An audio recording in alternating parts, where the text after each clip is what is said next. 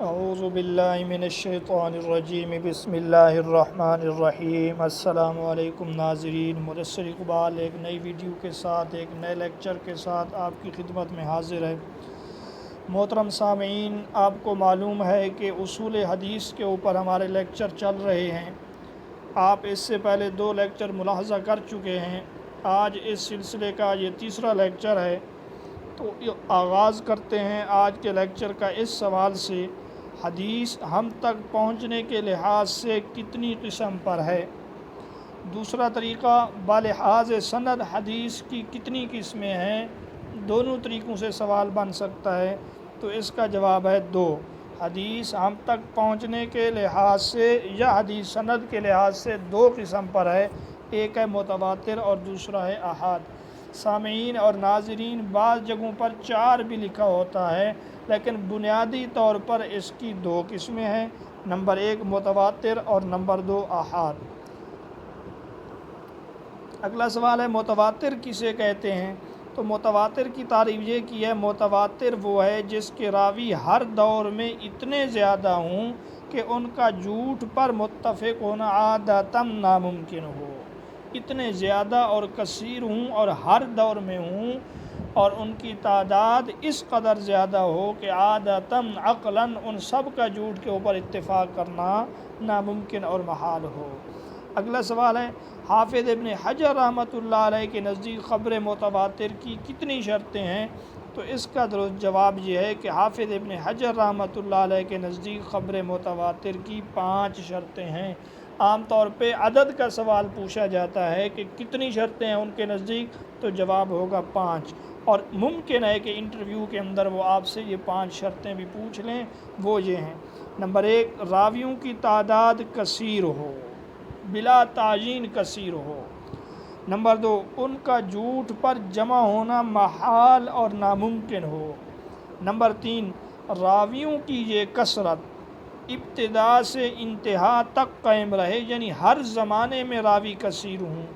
Number 4 خبر کا تعلق حس یا مشاہدہ سے ہو، یعنی امر حسی ہو، ظاہری چیز ہو جس کو بندہ آنکھوں سے دیکھ سکے، ہاتھوں سے چھو سکے، عقل سے نہ ہو، کیونکہ عقل سے اگر خبر کا تعلق ہوگا تو ہر ایک کے سوچنے کے زاویے مختلف ہیں، تب وہ خبر متواتر اس کو نہیں کہیں گے۔ اور 5ویں شرط یہ ہے: سننے والے کو اس سے علم یقینی حاصل ہو۔ اگر سننے والے کو اس خبر سے علم یقینی حاصل نہیں ہو رہا تو اس کو بھی متواتر نہیں کہتے۔ متواتر کی مثال جس طرح مکہ کا وجود ہے، مدینہ کا وجود ہے، غزوہ بدر کا وقوع ہے، کہ ان تمام کے راوی اتنے زیادہ ہیں، جھوٹ پر متفق ہونا محال ہے۔ کثرت سے اب تک، یہ کثرت شروع سے اب تک باقی ہے، اور خبر کا تعلق مشاہدہ یا سماع سے ہے، اور سننے والوں کو ان سے علم یقینی بھی حاصل ہو رہا ہے۔ کثرت روات کی تعیین میں، یعنی کثرت راوی، کتنے راوی ہوں تو ان کو کثیر کہیں گے، اس کی تعیین میں مختلف اقوال ہیں۔ بہرحال کچھ کہتے ہیں 4 ہوں کیونکہ زنا کے اندر 4 گواہ ہوتے ہیں، کچھ کہتے ہیں 5 ہوں کیونکہ لعان کے اندر قسمیں 5 ہوتی ہیں، بعض کہتے ہیں 10 ہوں کیونکہ جمع کثرت جو ہے اس کا اطلاق 10 کے اوپر ہوتا ہے، بعض کہتے ہیں 12 ہوں کیونکہ بنی اسرائیل کے نقیب جو تھے 12 تھے، بعض کہتے ہیں 40 ہوں کیونکہ جب یہ آیت یا ایھا النبی حسبک اللہ ومن اتبعک من المؤمنین، اے نبی آپ کو اللہ کافی ہے اور آپ کے مومن جو آپ کی پیروی کرنے والے ہیں وہ کافی ہیں، یہ آیت اس وقت نازل ہوئی جب مسلمان 40 تھے۔ اور بعض کہتے ہیں ان کی تعداد 70 ہو، اور وہ دلیل دیتے ہیں واختار موسیٰ قومہ 70، کہ حضرت موسیٰ علیہ السلام اپنی قوم سے 70 سردار لے کر کوہ طور پہ تشریف لے گئے۔ ابن حجر رحمۃ اللہ علیہ فرماتے ہیں یہ صرف تکلف ہے، تعیین کی بات نہیں ہے، بس راوی کثیر ہوں، اور اتنے کثیر ہوں کہ جھوٹ پر اتفاق عادتاً ان کا محال اور ناممکن ہو، چاہے 10 ہوں، چاہے 5 ہوں، چاہے 8 ہوں۔ متواتر کی تعریف میں ایک لفظ گزرا ہے کہ اس سے علم یقینی حاصل ہو، تو اس وجہ سے سوال یہ ہے علم کی کتنی قسمیں ہیں؟ تو درست جواب ہے علم کی 2 قسمیں ہیں: علم نظری، علم ضروری۔ علم نظری اس علم کو کہتے ہیں جو نظر و استدلال کے ذریعے حاصل ہو، جو غور و فکر کے ذریعے حاصل ہو، جو صغرا اور کبریٰ کو، دو تین چیزوں کو یا چند معلوم چیزوں کو ملا کر حاصل ہو۔ اور علم ضروری اس علم کو کہتے ہیں جس علم سے انکار کسی کو ممکن نہ ہو۔ تو سوال یہ ہے کہ متواتر سے کون سا علم حاصل ہوتا ہے؟ تو جمہور فرماتے ہیں متواتر سے علم یقینی حاصل ہوتا ہے، یعنی ایسا علم حاصل ہوتا ہے جس کو کوئی جھٹلا نہیں سکتا اور جس کو کوئی رد نہیں کر سکتا۔ ہمارا آج کا اگلا سوال ہے متواتر کی کتنی قسمیں ہیں؟ تو اس کا جواب آپ ملاحظہ کر سکتے ہیں، متواتر کی دو قسمیں ہیں، متواتر لفظی، متواتر معنوی، یہ متواتر کی دو قسمیں ہیں۔ اگلا سوال ہے متواتر لفظی کسے کہتے ہیں؟ تو متواتر لفظی جس روایت کے الفاظ اور معنی دونوں متواتر ہوں، یعنی متواتر لفظی وہ خبر ہے جسے روات کی جماعت اول وسط آخر سند میں ایک ہی لفظ ایک ہی صورت میں روایت کرے، لفظوں میں بھی کمی بیشی نہ ہو اور لفظوں کے جو معنی ہیں ان کے اندر بھی کمی بیشی نہ ہو، تو اس کو کہیں گے متواتر لفظی۔ اس کی مثال جس طرح آپ صلی اللہ علیہ وسلم کا فرمان من کذب علی متعمدا فلیتبوأ مقعدہ من النار، کہ آپ صلی اللہ علیہ وسلم نے فرمایا جس نے عامداً جان بوجھ کر مجھ سے جھوٹ منسوب کیا اسے اپنا ٹھکانہ آگ میں جہنم میں بنانا ہوگا۔ یہ متواتر کی مثال ہے۔ اس حدیث کی روایت 62 صحابہ نے کی ہے، اس حدیث کی روایت 62 صحابہ نے، 60 سے 2 اوپر۔ یہ امتحان میں پوچھا جا سکتا ہے کہ متواتر لفظی کی مثال کون سی حدیث ہے، تو من کذب علی متعمدا والی حدیث متواتر لفظی کی مثال ہے۔ مقدمہ ابن صلاح کے مصنف ابن صلاح رحمۃ اللہ علیہ فرماتے ہیں متواتر نہایت قلیل الوجود ہے، یعنی صرف من کذب والی حدیث کے متعلق کہہ سکتے ہیں یہ جو ہے متواتر ہے۔ بعض تو کہتے ہیں متواتر بالکل موجود ہی نہیں ہے، کوئی حدیث متواتر ہے ہی نہیں۔ ابن حجر رحمۃ اللہ علیہ فرماتے ہیں یہ دونوں اقوال قلیل الاطلاع پر مبنی ہیں، ان کے پاس اطلاعات بہت کم ہیں۔ متواتر احادیث موجود ہیں، علماء نے جو کتابیں لکھی ہیں لوگوں کے ہاتھوں میں وہ کتابیں موجود ہیں۔ تو پوچھا یہ جا سکتا ہے کس کے نزدیک من کذب علی والی حدیث ہی متواتر ہے، اس کے علاوہ کوئی متواتر نہیں؟ تو اس کا جواب ہوگا ابن صلاح رحمۃ اللہ علیہ کے نزدیک۔ ہمارا آج کا اگلا سوال ہے متواتر معنوی کسے کہتے ہیں؟ تو متواتر معنوی کی تعریف یہ ہے جس کا معنی متواتر ہو، یعنی الفاظ میں مطابقت، الفاظ میں اتفاق ضروری نہیں، معانی کا ادا کر دینا ہی کافی ہو، اگرچہ الفاظ کے اندر لفظی اختلاف موجود ہو لیکن ان سب کا معنی، ان سب کا مفہوم ایک ہو، اس کو متواتر معنوی کہتے ہیں۔ اس کی مثال جس طرح ہاتھ اٹھائے ہیں آپ صلی اللہ علیہ وسلم نے دعا کے وقت، اب مختلف الفاظ میں صحابہ نے ان احادیث کو بیان کیا لیکن معنی سب کا ایک ہے کہ آپ صلی اللہ علیہ وسلم سے ہاتھ اٹھا کر دعا مانگنا ثابت ہے، اس کو متواتر معنوی کہیں گے۔ تقریباً 100 احادیث رسول اللہ صلی اللہ علیہ وسلم سے ہاتھ اٹھا کر دعا مانگنے کے متعلق ثابت ہیں، تو اس کو کیا کہیں گے؟ متواتر معنوی۔ اگلا سوال ہے خبر احاد کسے کہتے ہیں؟ احاد واحد کی جمع ہے، واحد احاد احد کی جمع ہے جس کا معنی واحد ایک، احاد احد کی جمع جس کا معنی ایک۔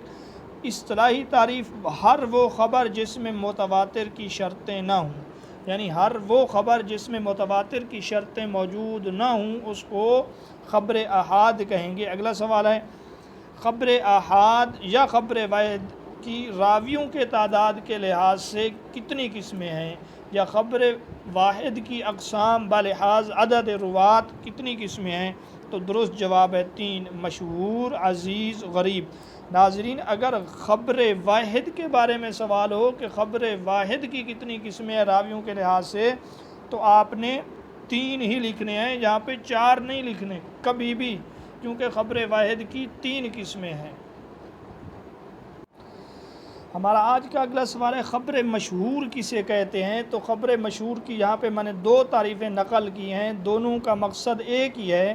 تو خبر مشہور وہ ہے جس کی سند کے ہر طبقہ میں 3 یا 3 سے زیادہ راوی موجود ہوں، اور اس انداز سے بھی اس کی تعریف کی جا سکتی ہے جس کے ہر طبقہ میں 2 سے زیادہ راوی موجود ہوں۔ ظاہری بات ہے جب 2 سے زیادہ ہوں گے تو کم از کم 3 ہی ہوں گے۔ بعض دوست اس جگہ پر الجھن کا شکار ہو جاتے ہیں کہ اگر تعریف میں 2 کا لفظ آ جاتا ہے تو وہ حیران ہو جاتے ہیں۔ تو دیکھنا چاہیے، اگر سوال ہو کہ جس کے طبقہ میں 2 راوی ہوں تو اس کو کیا کہتے ہیں، تب اس کو ہم عزیز کہیں گے۔ اگر سوال ہو کہ 2 سے زیادہ راوی ہوں تو اس کو کیا کہتے ہیں، اس کو مشہور کہتے ہیں۔ کم از کم 3 ہوں، اس طرح بھی تعریف کر دیتے ہیں، محدثین کتابوں میں لکھا ہوا ہے، اور یوں بھی تعریف کتابوں میں درج ہے کہ 2 سے زیادہ راوی ہر طبقہ کے اندر موجود ہوں، اس کو خبر مشہور کہتے ہیں۔ آج کا ہمارا اگلا سوال ہے خبر عزیز کسے کہتے ہیں؟ تو اس کا جواب خبر عزیز وہ ہے جس کو ہر طبقہ میں کم از کم 2 روایت کریں، 2 راوی جس کو روایت کریں۔ کسی بھی طبقہ میں 2 سے کم نہ ہوں، اگرچہ زیادہ ہو جائیں لیکن 2 سے کم کسی بھی طبقہ میں نہ ہوں، تو اس کو خبر عزیز کہتے ہیں۔ آج کا ہمارا اگلا سوال ہے خبر غریب کسے کہتے ہیں؟ تو خبر غریب کی تعریف یہ ہے، خبر غریب وہ ہے جس کو ایک راوی روایت کرے یا کسی طبقہ میں ایک راوی ہو تو اس خبر کو خبر غریب کہتے ہیں۔ یعنی راویوں کے جو طبقات ہیں ان میں سے پہلے طبقے میں، دوسرے میں یا تیسرے میں کوئی ایک راوی ہو تو اس کو خبر غریب کہتے ہیں۔ ناظرین اور سامعین، آپ سن کے پریشان ہو رہے ہوں گے کہ یہ طبقہ کیا چیز ہے؟ تو یاد رکھیے، طبقہ سے مراد یہ ہے کہ آپ صلی اللہ علیہ وسلم سے صحابی نے حدیث سنی ہے، یہ ایک طبقہ ہو گیا، اور پھر صحابی سے ان کے شاگردوں نے یہ حدیث سنی ہے، یہ ایک اور طبقہ ہو گیا، پھر جن کو تابعین کہتے ہیں، صحابہ کے شاگردوں کو، پھر تابعین سے ان کے شاگردوں نے یہ حدیث سنی ہے، یہ ایک اور طبقہ ہو گیا۔ تو ان کو طبقات بولتے ہیں، حدیث کا پہلا طبقہ، راویوں کا دوسرا طبقہ، راویوں کا تیسرا طبقہ۔ تو مقصد یہ ہے کہ ان 3 طبقات میں کہیں پر اگر ایک راوی ہو تو اس کو کیا کہیں گے، غریب۔ یعنی اگر ایک تابعی ایک ہے یا تبع تابعی ایک ہے تو اس خبر کو ہم غریب کہیں گے۔ اسی طرح تابعی 2 ہیں، تبع تابعی 2 ہیں، اس کو ہم عزیز کہیں گے۔ اسی طرح تابعی 3 ہیں، ہر طبقہ میں تبع تابعی بھی 3 ہیں، تو اس کو ہم خبر مشہور کہیں گے۔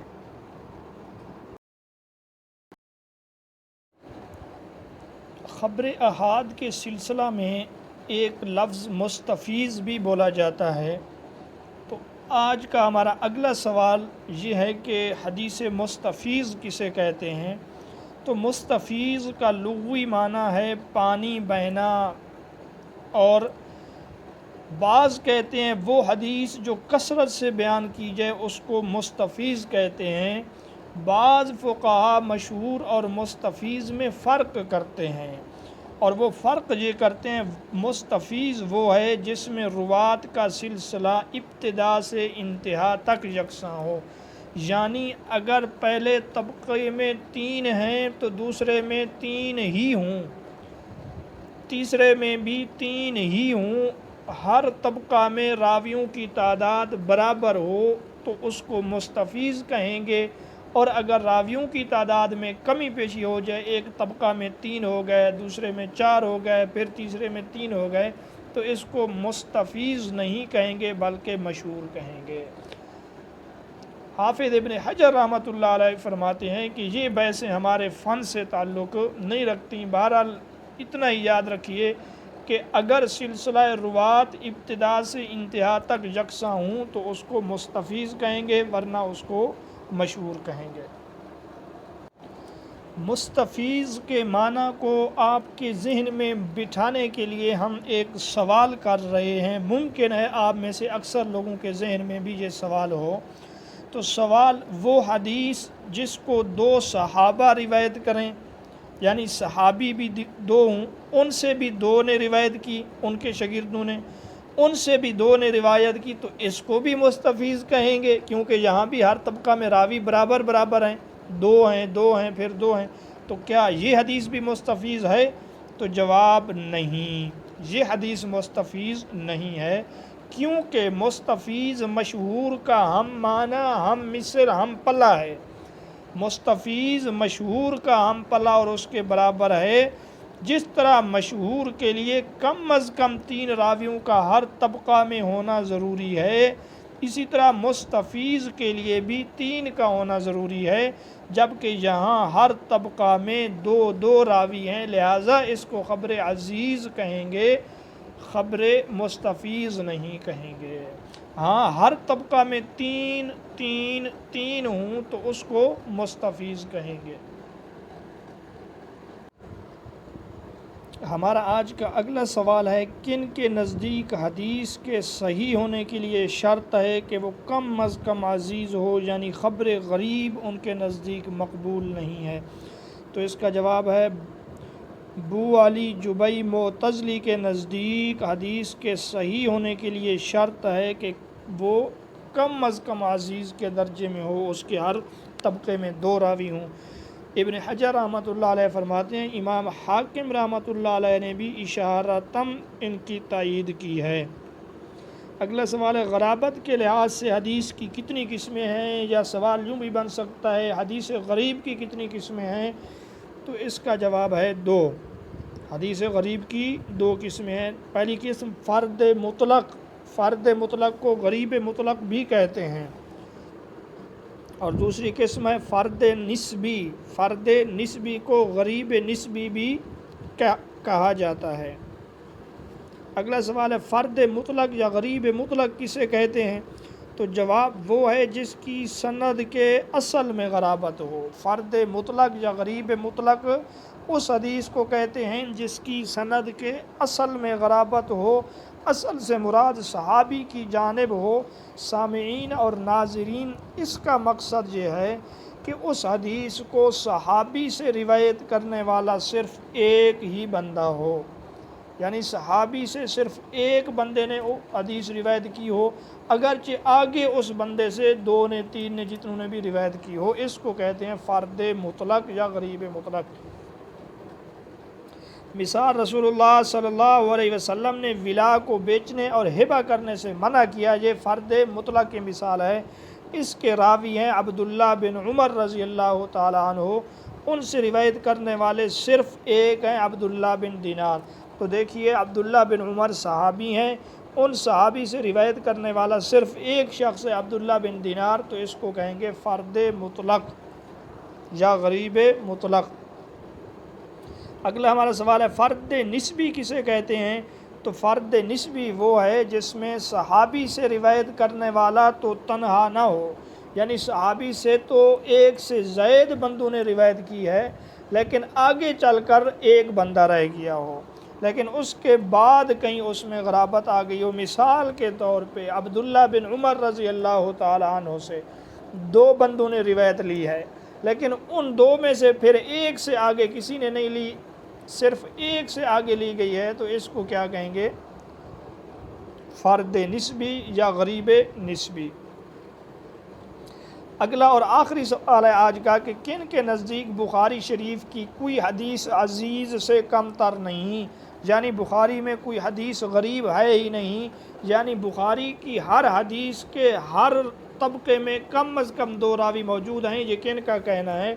تو اس کا جواب ہے، قاضی ابو بکر ابن العربی رحمۃ اللہ علیہ فرماتے ہیں کہ بخاری شریف کی ہر ایک حدیث کم از کم عزیز ہے، عزیز سے نیچے نہیں ہے، اوپر ہے، لیکن ابن حجر رحمۃ اللہ علیہ فرماتے ہیں ان کی یہ بات درست نہیں، کیونکہ بخاری شریف کی سب سے پہلی حدیث انما الاعمال بالنیات غریب ہے، وجہ اس کی یہ ہے کہ اس کو روایت کرنے والے صرف حضرت عمر رضی اللہ تعالی عنہ ہیں۔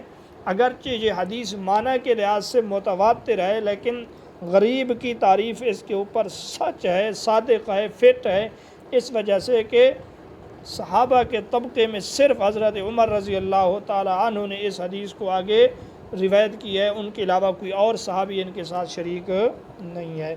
تو ناظرین، یہ تھے ہمارے آج کے چند سوالات اصول حدیث کے متعلق۔ امید کرتے ہیں کہ آپ کو یہ لیکچر بھی بقیہ لیکچر کی طرح بہت پسند بھی آیا ہوگا اور آپ کو اس سے فائدہ بھی ہوا ہوگا۔ انشاءاللہ نیکسٹ ایک اور لیکچر کے ساتھ آپ کی خدمت میں حاضر ہوں گے۔ اجازت دیجیے، اللہ حافظ۔